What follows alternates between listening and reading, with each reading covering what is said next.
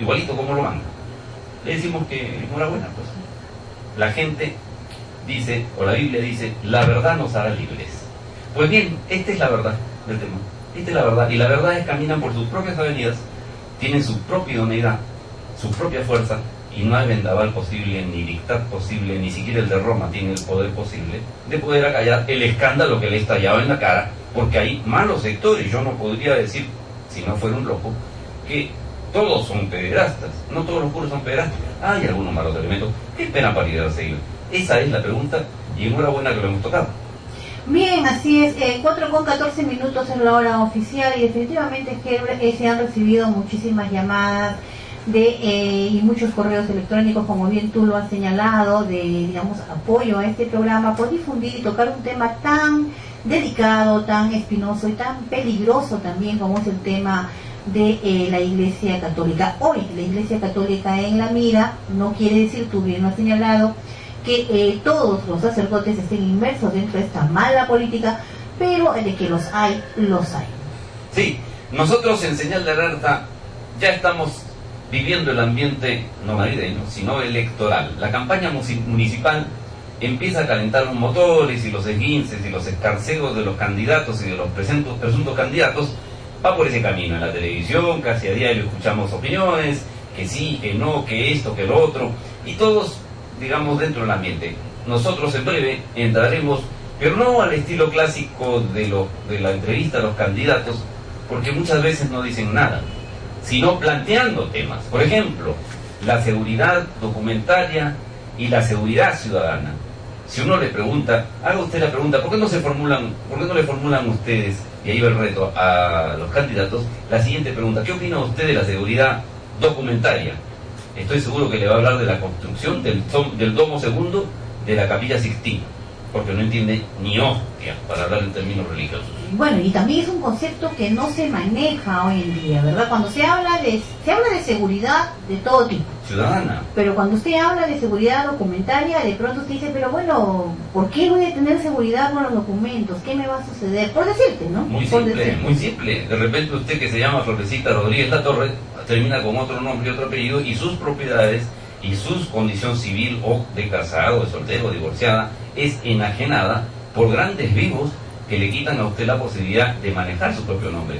No solamente eso, sino que en los grandes contratos, y esto es un asunto que nadie quiere tocar, los grandes contratos a veces se hacen entre personas jurídicas que han perdido el poder o que no lo tuvieron nunca, que lo inventaron por el descuido de los dueños, que nunca pusieron al día sus papeles y sus propiedades inmobiliarias, y de repente usted termina comprando un bien que pertenece, por decir, a la beneficencia del IME. La beneficencia del IME es la iglesia, y el día que usted quiere independizar o dejar la herencia, no puede hacerlo.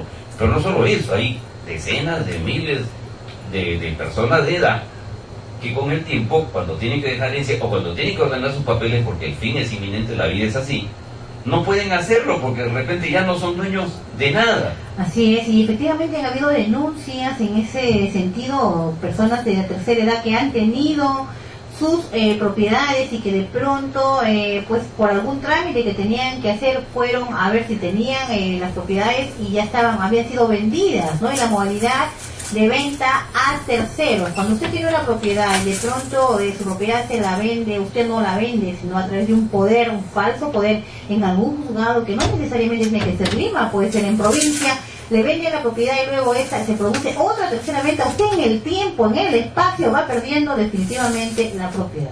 Así es, pero ese es un tema. Es un tema que consta dentro de la seguridad documentaria, pero que tiene que ver con la idoneidad ciudadana que uno tiene. Es decir, si uno no tiene sus papeles en orden, los de sus propiedades, si es que las tienen, enhorabuena, ¿cómo puede manejarse en términos ante los bancos, ante la sociedad, ante la sociedad conyugal, ante los hijos y sus herencias, ante cualquier clase de transacción? Pero eso no es todo. Imagínese usted qué ocurre cuando, y eso lo vemos a cada rato, un chofer atropella a una persona, o una o dos o tres casos que vemos a cada rato, y de repente, por mala suerte o por negligencia en el manejo, mata a una persona o a dos personas. Hace unos días mataron a una anciana de 70 años y una señorita de 20 y tantos. Y resulta que ese chofer tenía 20 multas anteriores. y que la licencia de conducir era falsa. ¿Cómo es que ese señor siguió manejando teniendo 20 o más multas por faltas cometidas en infracción del tránsito? Entonces usted lo que tiene allí es agente 007 al revés, con licencia para matar, porque tienen documentación falsa. Y la documentación falsa se la dan muchas veces en los propios ministerios, porque los documentos no tienen las condiciones de alta seguridad, los sellos de alta seguridad, la fabricación de alta seguridad que merecen estos documentos, que deben ser únicos en todo el mundo, como es en todo el mundo desarrollado. La Policía Nacional del Perú ha desarrollado una serie de operativos hace poco en el famoso centro de falsificaciones, como es la cuadra esta de Azángaro. Se han incautado una serie de documentos. La gran pregunta aquí es, ¿se han tomado medidas de seguridad extremas? Por ejemplo, el sello de agua de los carnets universitarios es imposible de que se pueda falsificar. El sello que llevan los DNI es imposible, y sin embargo lo hacen. Y la gran interrogante es cómo lo hacen. Pretenden hacerlo, diría yo, porque no exactamente hacen eso, pero sobre eso Señal de Alerta ofrecerá una serie de programas a cargo de un especialista en documentación de alto nivel, el señor Julio Risotto, que es un especialista en todos estos temas.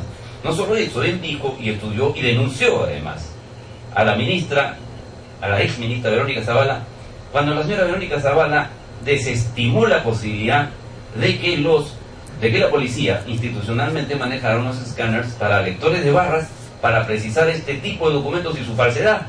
¿Por qué lo hizo? Seguramente que Julio Risotto nos tendrá muchas sorpresas, pero esto en términos de una seguridad documentaria que tiene que ver entonces con el intríngulis, con la parte fundamental, con la parte intestina de lo que viene a ser después la seguridad ciudadana.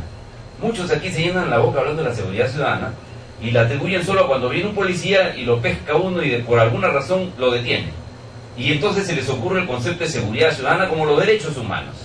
Aquí derechos humanos funcionan solamente cuando alguien lo detiene o cuando alguien hace una huelga y de repente le meten un balazo, y eso no es exactamente derechos humanos. Derechos humanos son también, por ejemplo, cuando los periodistas somos perseguidos, o cuando somos acosados, o cuando somos vigilados de cerca, o cuando nuestras oficinas y nuestras casas son visitadas y no se nos detiene, pero sí se nos hace saber en un acoso psicológico de que están detrás de nosotros, o nos llaman por teléfono para decir que hay acciones de seguimiento, o los jueces nos mandan decir que está a punto de producirse la sentencia y entonces que hay que estar dando vueltas.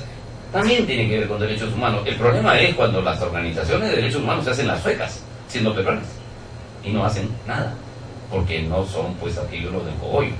Muy bien, yéndonos ya a temas como estos, pues hay que anunciar, esta mañana charlamos un rato con mi colega César Hildebrand, y que a partir del 24 sale con una revista que se va a llamar Hildebrand en sus 13.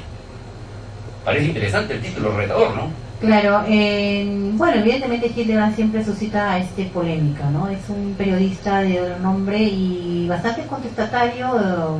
Vamos a ver qué dice. Vamos a ver qué dice. Estamos seguros que sus contenidos, los contenidos de Hildebrand de sus 13, serán urticantes y avivarán el debate. En todo caso, es un aporte de un hombre que no puede estar al margen.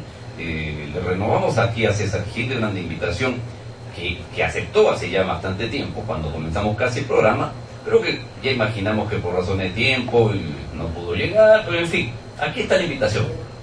Y como dicen, take it or leave it. Claro, no, lo que yo tengo entendido es que inclusive estuvo con permiso en el diario La Primera porque estaba un poco de viaje, un poco delicado de salud. Es un poco las notas que se han ido filtrando. Bueno, la verdad de los hechos solo él las conoce y seguramente en algún momento pues nos lo va a contar, te lo va a contar o lo va a escribir, para que todos aquellos que lo siguen de forma permanente con las columnas, un poco tratando de escribir como él siempre lo hace, muy fiel a su estilo, muy persistente en lo que él, digamos, quiere llegar al fondo, ¿no? Un estilo muy